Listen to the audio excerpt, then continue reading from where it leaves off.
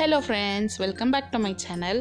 இன்னைக்கு ஒரு traditional recipe தான் பார்க்க போகிறோம். இது எங்கள் அம்மாவோட ரெசிபி. இது என்னென்னா முள்ளங்கி மசாலா குழம்புன்னு சொல்லுவாங்க எங்கள் வீட்டு சைடில். இது அப்படியே கறி குழம்பு மாதிரியே இருக்கும். யாருமே கண்டே பிடிக்க முடியாது இதை நீங்கள் முள்ளங்கி வச்சு தான் இந்த குழம்பு செஞ்சுருக்கீங்கன்னு. அவ்வளோ டேஸ்டியாக இருக்கும். இதை சாதத்துக்கும் சாப்பிட்டுக்கலாம், இட்லி, தோசை, சப்பாத்தி எல்லாத்துக்குமே தொட்டுக்கலாம். எங்களுக்கு இது ரொம்ப பிடிக்கும். ஸோ இந்த ரெசிபி உங்களோடய ஷேர் பண்ணலான்னு நினச்சேன். இப்போ வாங்க எப்படி செய்யலான்னு பார்க்கலாம். இந்த குழம்பு செய்யறதுக்கு தேவையான பொருட்கள் இங்கேயும் கொடுத்துருக்கேன், டிஸ்கிரிப்ஷன் பாக்ஸ்லேயும் கொடுத்துருக்கேன், பார்த்து ரெஃபர் பண்ணிக்கோங்க. ஃபஸ்ட்டு இந்த குழம்பு ரெடி பண்ணுறதுக்கு நம்ம ஒரு பேஸ்ட்டு ரெடி பண்ணணும்.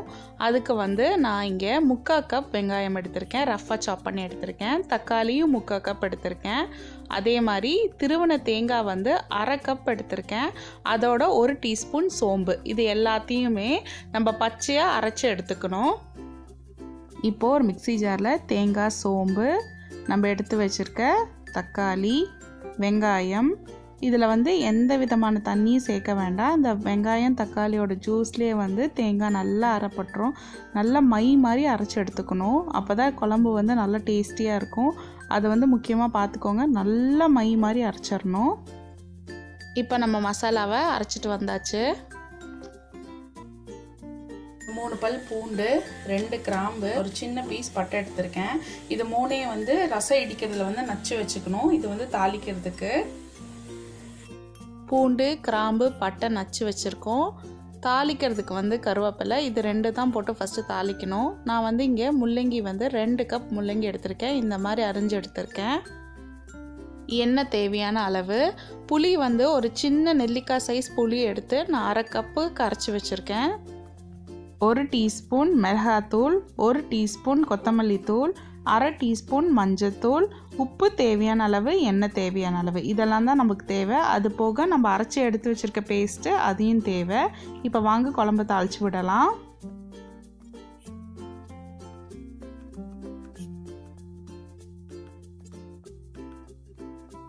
பேன் சூடானோன்னே நான் 2 டேபிள் ஸ்பூன் நல்லெண்ணெய் சேர்த்திக்கிறேன். இப்போது எண்ணெய் சூடானோன்னே நம்ம நச்சு வச்சுருக்க பூண்டு, கிராம்பு, பட்டை அதை ஃபஸ்ட்டு சேர்த்திக்கணும். இந்த மசாலாவை எண்ணெயில் சேர்த்துனோன்னே அவ்வளோ கமகமன் வாசனமாக இருக்குது. இது நல்லா ஒரு நிமிஷத்துக்கு நல்லா வதக்கி விட்டுடலாம். இதோட இப்போ அடுத்தது நம்ம எடுத்து வச்சுருக்க கருவேப்பிலை சேர்த்திடலாம்.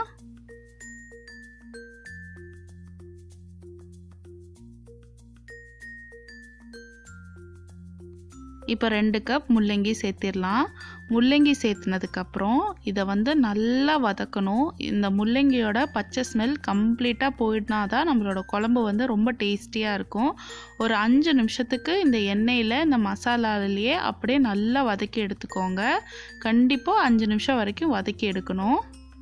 அப்போ தான் நம்ம குழம்பு நல்லா டேஸ்ட்டாக இருக்கும். ஸோ இந்த ஸ்டெப்பை கண்டிப்பாக பண்ணிக்கோங்க. முள்ளங்கி நல்லா வதங்கினோன்னே நம்ம அரைச்சி வச்சுருக்க பேஸ்ட்டை சேர்த்திடலாம்.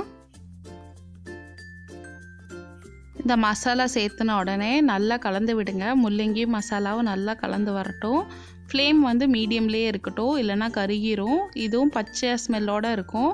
ஸோ இப்போ என்ன பண்ணோன்னா இதோட நம்ம எடுத்து வச்சுருக்க எல்லா மசாலா பவுடரையும் சேர்த்திட்டு, மசாலா பவுடரோட பச்சை ஸ்மெல்லும் போகணும், நம்ம அரைச்சி எடுத்துருக்க பேஸ்ட்டோட பச்சை ஸ்மெல்லும் போகிற அளவுக்கு நல்லா இதை வதக்கி எடுத்துக்கணும். நல்லா வதக்கி எடுத்துக்கணும். அப்போ தான் நம்மளோட குழம்போட டேஸ்ட் சூப்பராக வரும். பச்சை ஸ்மெல் எக்காரணத்து கொண்டு இருந்துடக்கூடாது. ஒரு 5 நிமிஷம் அளவுக்கு நல்லா வதக்கி எடுத்துக்கோங்க. இப்போது நம்ம எடுத்து வச்சுருக்க புளி தண்ணியை இதோட சேர்த்திட்டு நல்லா மிக்ஸ் பண்ணி விடுங்க. இப்போ இதோட நான் 2 கப் தண்ணி சேர்த்திக்கிறேன். தண்ணி சேர்த்துனதுக்கப்புறம் நல்லா மிக்ஸ் பண்ணி விட்டுட்டு நம்ம உப்பு எல்லாம் செக் பண்ணிக்கோங்க. உப்பு எல்லாம் கரெக்டாக இருக்கான்னு பார்த்துட்டு நம்ம மூடி போட்டு மூடி வச்சிடலாம். நல்லா முள்ளங்கி வெந்து வரணும்.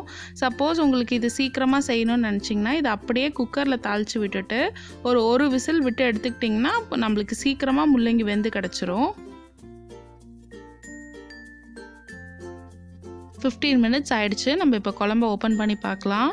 கமகமன் வாசனையாக இருக்குது நம்மளோட குழம்பு. நம்மளோட காயும் கரெக்டாக வெந்திருக்கு.